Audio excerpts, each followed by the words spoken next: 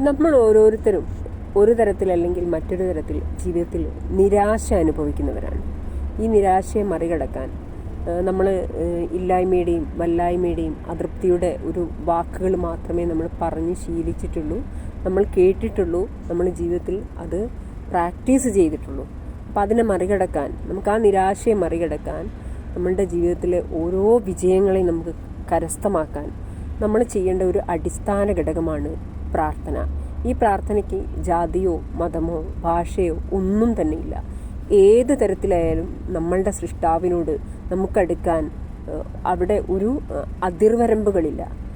പക്ഷേ ഇവിടെ ശ്രദ്ധിക്കേണ്ട ഒരു പ്രധാനപ്പെട്ട കാര്യം എന്താണെന്ന് വെച്ചാൽ, നമ്മൾ പ്രാർത്ഥിക്കുന്ന സമയത്ത് ആ പ്രാർത്ഥനയിൽ ഒരു നെഗറ്റീവ് വാക്കുകൾ പോലും വരാൻ പാടില്ല എന്നുള്ളതാണ്.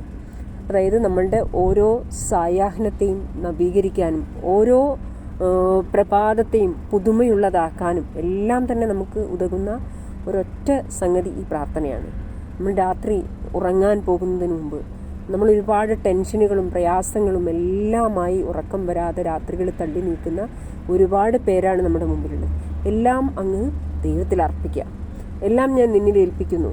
നാളെ പുലരുന്നതിന് മുമ്പ് എനിക്കതിനുള്ള റിസൾട്ട് നീ തരും എന്നുള്ളത് എനിക്ക് ഉറപ്പാണ് എന്ന് ദൈവത്തിൽ അർപ്പിച്ചുകൊണ്ട് നമ്മൾ സമാധാനമായിട്ട് കിടന്നുറങ്ങുക.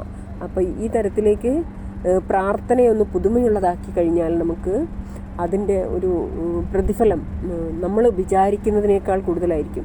ഇത് ഞാൻ വെറുതെ പറയുന്നതല്ല, ഇത് ഞാൻ ജീവിതത്തിൽ പരീക്ഷിച്ചതിന് ശേഷമാണ് നിങ്ങളോട് പറയുന്നത്. കാരണം ഒരുപാട് സാമ്പത്തിക പ്രതിസന്ധികളും ആരോഗ്യ പ്രശ്നങ്ങളും എല്ലാം തന്നെ നേരിട്ട് അതിൽ നിന്നും അതിനെ മറികടക്കാൻ ഞാൻ കണ്ടെത്തിയ ഒരു മാർഗമാണ്. അത് ഞാൻ തനിയെ കണ്ടെത്തിയതല്ല, ഞാൻ ബ്രയാൻ ട്രേസി അതുപോലെ ജോസഫ് മർഫി എന്നുള്ളവരുടെയൊക്കെ പുസ്തകങ്ങളിലൂടെ കണ്ടെത്തിയതാണ്.